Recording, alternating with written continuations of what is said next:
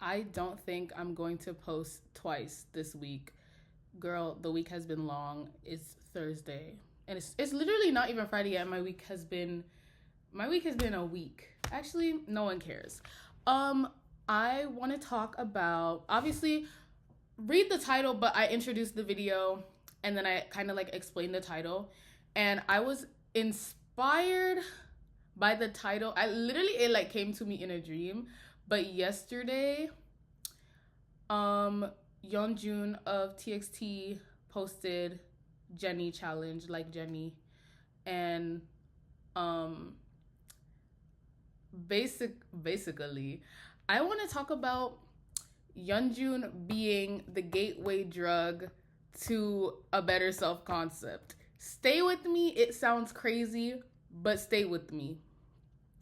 I think people who are a fan of him, or people who admire him as an artist and admire his artistry, are some of the most confident people I have ever met in my life. I'm going to start with that because I don't understand how someone who literally does nothing in terms of being, and I think I'm gonna start sweating during this because it actually makes my body so hot, because I can relate to things like this. When I'm literally sweating already, when you are so good at what you do that it makes people sick to their stomach and hate you and like be so goddamn evil to you, it's actually one of the worst feelings in the world. As someone who is also an artist, I have never been punished more for being good since coming to the institution that I go to. Like, why are you mad at me because I'm good? Get better. I don't understand that. The amount of hate comments that man gets every time he posts a dance challenge, or literally every time he does anything. He could do anything, and the comments and the quote retweets and the replies would be filled with, if I don't see the hate myself, I see people fighting and being like, oh, why are y'all saying this? Like, that's so mean. Like, I just don't understand. And I'm not like super anti cyberbully bullshit, because girl, just log out.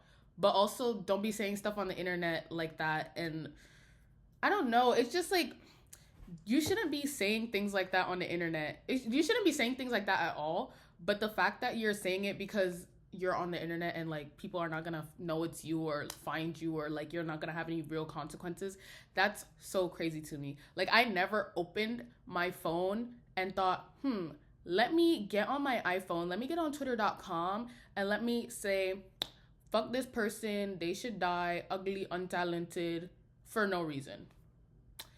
If they did something drastic, okay, I get it. But that man wakes up and goes to work and hits that gum gong. Like, I just don't understand. I don't understand. And I'm saying he's a gateway drug to better self concept because it's truly inspiring. I hate glazing. I hate talking about men. But I will make an exception this one time. I love earth signs and I love Virgo men. But tentatively, stay with me. Let me stay focused before I go off track. I think he's a gateway drug to a better self concept because people who are fans of him, not only do they understand kind of like where he comes from or where his artistry comes from, and it's a place where it's like he's really good, but it's unfortunate that he has to prove himself every single time to people who are just ignorant. And that can be so, obviously for him, saddening. But as someone who is fond of him, it just upsets me so much. But I will say, and this is obviously from personal experiences, because what else can I speak from? I will say that it's really nice to see him keep going and to address the hate tentatively. His speech, I don't remember what award show that was, but he kind of addressed the gum hate train. And he said he's gonna continue doing what he's doing. See how he won an award for that, right? And I really think that's so nice because I don't know. Let me figure out how to word this. It's nice to see him keep going. And sorry, I burped. Excuse me. Literally burp of confirmation, bro. Now my hair's in my eye. Anyway, it's nice to see him keep going, and where I want to include or tie to self-concept. Basically, if you don't know, self-concept is basically how you feel about yourself. It's that simple. How you feel about yourself, how you think about yourself. If it affects how you do actions, literally anything. It affects how you do anything. It affects how you interact with others, how you interact with yourself, how you do things, why you do things, all of that. You are more likely to have a better life when you have a better self-concept. If you think highly of yourself and are grateful for the things that you can do, be grateful for the person you are, literally, simply, wholeheartedly, genuinely just like yourself. You like yourself and you believe in yourself. And I'm not gonna say you don't doubt yourself, because we're all human, like sometimes it happens, but your doubting yourself is a lot less than a lot of people, than the average person. I feel like, especially with the age of social media, a lot of people fucking hate themselves. I'm not even gonna sit up here and sugarcoat it. A lot of people hate themselves, and it's unfortunate. But you don't have to sit down and hate yourself forever. Walk with me, stick with me. Moment of silence. Okay, weird. You don't have to hate yourself forever. And there are obviously mental health things that could be behind it, living situations that could be behind it, literally anything. And it's easier for some in comparison to others, but it's not impossible. Nothing is impossible. Let's start there.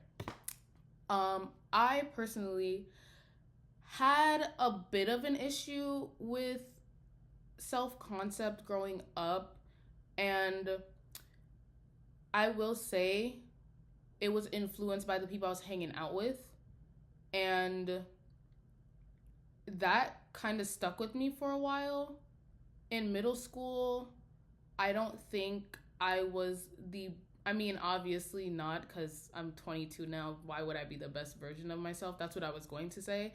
But I was not fond of myself. I didn't like my hair. I didn't like that I was so short. There were just a lot of things I didn't like about myself. Like, I was small, and in like 7th grade, you would be. I would think at one point I was underweight too, so it was like, I was like, I'm not really, feeling it. But the main thing for me was my hair. I hated my hair in middle school so bad. Not even on no anti-black stuff. It was more like, I guess it's kind of anti-black, because my hair was so damaged. Like, I hated my hair because it was so damaged. Like, I'm not gonna say beyond repair, because look at it now, it's healthy. Healthier. Look, the back of my hair looks like shit, but I be in that bleach, I'm not gonna lie. But in middle school, I had it was okay. When I was in middle school, the shift between like getting a blowout to natural curly hair had been made. It was shifting once I got into middle school. So I was like, okay, now I want to wear my hair curly. But the issue was I never had a perm. The issue was I used to blow my hair out every 2 weeks. Every 2 weeks, I'm at the hair salon with my mom. We're getting our hair blown out. My mom had a perm, but every 2 weeks, without fail, we're at the hair salon getting our hair blown out. Had straight hair all the time. And when I was super young, I had braids in my head with the little bubbles. So once I got to middle school and I was like, curly afro, it wasn't giving curly afro. It was giving dead hair. It was giving stringy. It was giving very much short. And again, nothing is wrong with short hair. Short hair is fine. But my hair was damaged. If it was short and healthy, I wouldn't care. But she was so damaged. And it was just like, I kept trying to do all these different hairstyles, and I hated it. So it was, I feel like for a lot of black women, black little girls, your hair defines you so much. When people first meet you, first talk to you, they are looking at your hair. That's what I feel like. Everyone is always looking at my hair. And I'm just like, yo, if, and I literally started saying, if you say anything about my hair, you're anti black. Because it got to a point. And then I'm really glad that we're still on the self concept topic. Just stick with me. I'm really glad that from middle school to high school, I grew my hair out. I cut it, like I was getting trims and stuff to like cut off the dead ends. I didn't do full what's it called? Oh my god, what's it called? Big chop. I didn't do a big chop. I cut it gradually because it was getting healthy. I think things started looking up after 7th grade. So 8th grade it was pretty okay. But things started looking up. So I was like, okay. I was getting braid outs, all types of stuff, and my hair was really good. I don't know why I'm blanking right now. It was in a really good condition. Like, it was super healthy. It was not dry. It was just the best my hair has been like in my entire life. 9th grade, like that was peak. And all throughout high school, I loved my hair a lot, and it kept growing and growing and growing. And I was just like, this is really nice. But at the same time, like, because my hair was getting so long and I was taking care of it, I didn't care how it looked anymore. Like, I was just like, I don't care how it looked. I would go to school with my hair undone. I would go to school with my hair in like the braid out braids. Like, I literally did not care. I did not care about my appearance so much in high school as much as I did when I was younger. Like, I know for a lot of people, and which is weird because that's when I started developing like anxiety and stuff, but that was more for public speaking and like social settings. But I just did not care what people thought about my appearance. And the shift happening was because I kind of sat down with myself one day and I was like, literally, who cares? These people are projecting onto you, and they have their own stuff going on in their head about themselves, and they want you to feel bad right with them. Misery loves company. Everybody knows this. So I was just like, one day I woke up and I just didn't care. I used to do twist outs, and I used to go to school with my hair in the twist. Never cared. I looked like a 12-year-old in high school with my hair twisted like that. Didn't care. And then I started dyeing my hair a bunch of different colors because it was fun. I bleached my hair blonde when everyone told me not to because they said it was going to look ugly. I didn't listen to them because this is my head. And I looked cute. When I dyed it and I came to school, everyone's like, you look so cute. And I was like, I know. I told you guys I would. Literally the day before, or I think it was like a Friday, and I came back the Monday with my hair bleach blonde, like honey blonde. Like, literally the color I have now was my whole head. And everyone's like, it looks so good. Yeah, no shit. That's why I dyed it. Don't let people play in your face. Don't let people say, you can't do this, you can't do that, that won't look good, with like animosity. Like, it's okay to give people, I guess, pointers or your opinion if they ask. But the problem is I didn't ask because I didn't care about your opinion. When you stop caring about people's opinions, your self-concept is so much better because you're living for yourself. Your appearance is based on how you feel, not how others want you to look. It's much simpler. It's more simple to care about how you look on your own terms. I cared about how I looked on my own terms as long as my skin was clear and I showered in the morning. I did not care how I went to school. I would not do my eyebrows for weeks, months even, because it hurt. My pain tolerance is like shit. So I just wouldn't get my eyebrows done. I don't care. I'm still going to school. I still think I'm cute. I'm taking a selfie every single day. I didn't really post that much on like Instagram feed. Like, I was a story poster, and I was a big Snapchat user in middle school and in high school. But after that, I stopped. But let me tie this back into what the title is about, I guess. I like to compare things to other topics that have nothing to do with each other. just so people could get a better understanding. So like if you're into K-pop and you know yeonjun, you understand what I'm saying. If you don't, that's why I'm explaining my personal experiences with how I looked and how I acted, which I haven't spoken about how I acted much, but I'll get into that in a minute.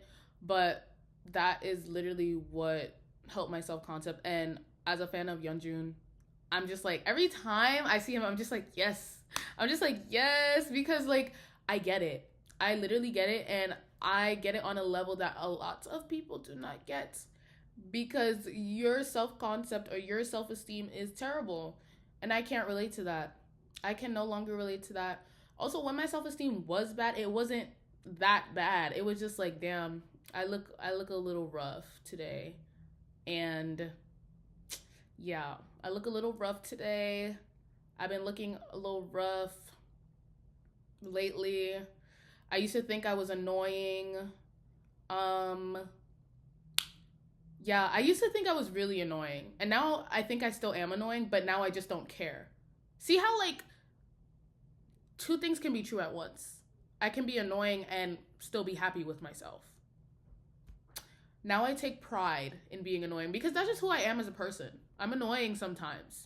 Most of the time, I am. And I think it's funny. I think it's funny to be annoying. I think it's funny to take up space, funny to make a ruckus, inconvenience people, but like not in a terrible way. Just like, you know, be black and take up space. Like I really love doing that. And it has been something I've been doing for a while because who's going to tell me no? Who's going to tell me no? Who's going to tell me anything? Who's going to stop me? No one. Literally, middle school I thought I was so annoying. I thought I was so annoying, but I cared. I cared about what people thought about me. So certain times I would just chill out. I would just chill out and I would just stop because I was doing too much. I would admit I was doing too much, but I was also 12. Yeah, I would be doing too much. I was 12 years old and I just wanted to be in everything and hang out with everyone and just do everything and be cool.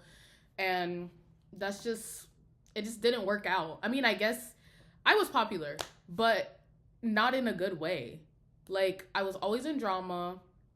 I was always hanging out with people I shouldn't have been hanging out with because they were doing bad stuff. They were not loving themselves, that's for sure. Um, and I just was very depressed in middle school. Like I was just not having a good time. I don't really know. I think I was having like issues at home. So at school I was just trying to be like super energetic and like I don't know, I was just trying to be very vibrant because at home I was not having a good time. So like I said, you don't know what's going on in people's life. And like there was a period of time where everyone did not like me or had some random issue with me, and I started doing some inner reflections and I was like, girl, what did I do wrong? Nothing. I did nothing wrong. People just grew tired of seeing you be yourself unapologetically, and that will make them not like you. People got tired. Actually, I don't even think people ever weren't tired of seeing Yeonjun be himself unapologetically and getting mad. When you know who you are, people don't like that because they don't know who they are themselves. So it's like, how can you do this and be so confident in yourself and be so sure of who you are and I have not a clue? That's actually not my problem. I don't know if they know this, but I don't know if you know this, and you should know this too. That's not your problem. You are in charge of your self concept. You can encourage people to better their self concept, but there's only so much you could do. You can't hold their hand all the way through because a large part of it is everything up here in your head. What don't you like about yourself? Not only what don't you like about yourself, why are you trying to change it? Instead of changing it, just accept it. Literally just accept it and move on. There are 80 billion, cajillion, zillion people on this planet. Someone is going to fuck with your raw ass vibe. I'm annoying and I'm proud. I love that. There are other things about myself. You know, when I start talking about myself, sometimes I just go blank. Like, I don't know. Like, if someone asks, like, oh, 3 words to describe yourself, I'm not gonna say annoying, but I'm gonna think annoying. And then I'm gonna think confident. And then I'm going to think determined. Because one thing about me, I'm so stubborn. I like using the word determined instead of stubborn because I feel like it has a better connotation, more positive connotation. But I'm stubborn. I'm so stubborn. I will try and try and try something over and over, and sometimes that's not good. But too much of anything is not good. So yeah, those are 3 words I would use to describe myself. Did I name 3 or did I name 4? I don't know. Rewind the video. But yeah, you shouldn't change yourself. You should learn to like the traits that you have. There are ways to figure out what works for you and what doesn't based on who you are and your environment. If people don't like your true self, why would they like a fake version of you? If they do like that fake version of you, you're probably going to be unhappy. This is the truth. I don't know. I don't make the rules. I just have experience of that. There wasn't a time where I was like trying to change myself to please other people, but I thought about it. At one point, I was like, damn, maybe I should start doing this instead of doing this. And then I woke up. You need to wake up. Wake up and lock in is my advice. I think I'm going to start doing more self-concept videos because there's a lot more I want to say, but I don't want this video to be too long. Also, I have a meeting to go to in like an hour, so I can't sit here all day talking. But I will say, don't change yourself for anyone. Embrace the traits that you have.